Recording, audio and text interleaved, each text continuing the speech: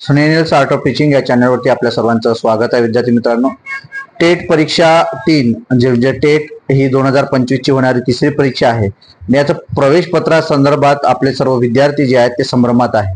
नेमकं प्रवेश पत्र कधी येणार आहे आणि उशीर का होत आहे? कारण आपल्याला माहिती आहे परिपत्रक आणि एक महाराष्ट्र राज्य परीक्षा परिषदेने जी डेट दिलेली आहे 27 तारखेला 27 तारीख ते 10 जून पर्यंत ही परीक्षा होणार आहे.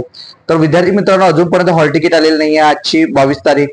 मग कारण काय आहे? तर आपल्याला माहिती आहे कारण काय आहे. तर आपल्याला ज्या विद्यार्थ्यांची जी परीक्षा आहे म्हणजे एमपीएससी चे विद्यार्थी असेल 1 जूनला त्यांची परीक्षा आहे, नंतर डीएड चे विद्यार्थी आहेत, अशा वेगवेगळ्या ज्या परीक्षा आहेत त्या परीक्षामुळे हे विद्यार्थी सुद्धा त्या ठिकाणी असणार आहेत. त्यांनी सुद्धा फॉर्म भरलेले आहेत. मग हे विद्यार्थी त्या परीक्षेला मुकू नयेत म्हणजे त्यापासून वंचित राहू नये यासाठी त्यांना 24 तारखेपर्यंत ज्या ज्या विद्यार्थ्यांची परीक्षा आहे त्यांच्यासाठी ते नोंद करायची आहे.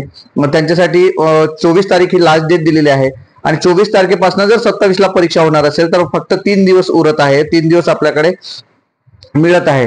मग त्या 3 दिवसांमध्ये जर एखाद्याचं सेंटर मुंबई असलं, चंद्रपूर असेल, नगर असेल, तर अशा विद्यार्थ्यांना 3 दिवसांमध्ये खरंच ते विद्यार्थी त्या सेंटरवरती जाऊ शकतील का, हा एक प्रश्नचिन्ह उभा राहिलेला आहे विद्यार्थ्यांसमोर.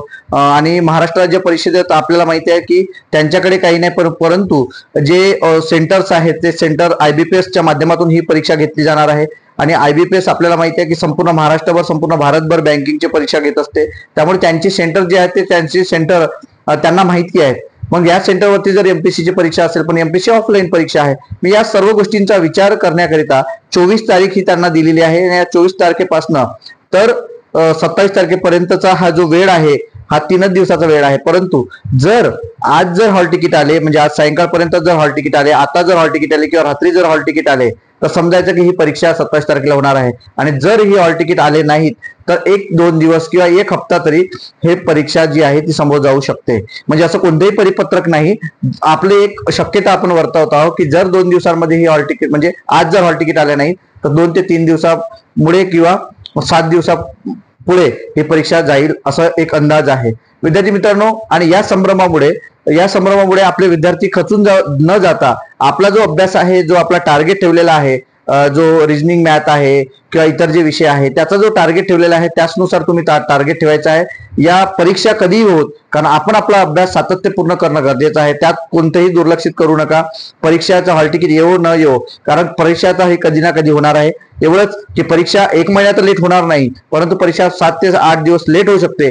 नाही तर आपलं 27 पासून तर 10 जून पर्यंत ही परीक्षेचे जे टार्गेट दिलेलं आहे, ही जी तारीख दिलेली आहे, ही फिक्स तारीख जी आहे महाराष्ट्र राज्य परीक्षा परिषदेची, हे मात्र फिक्स तारीख असणार आहे. कारण असं कोणतेही परिपत्रक त्यांनी काढलेलं नाही. तर हेच आताचं अपडेट होतं विद्यार्थी मित्रांनो.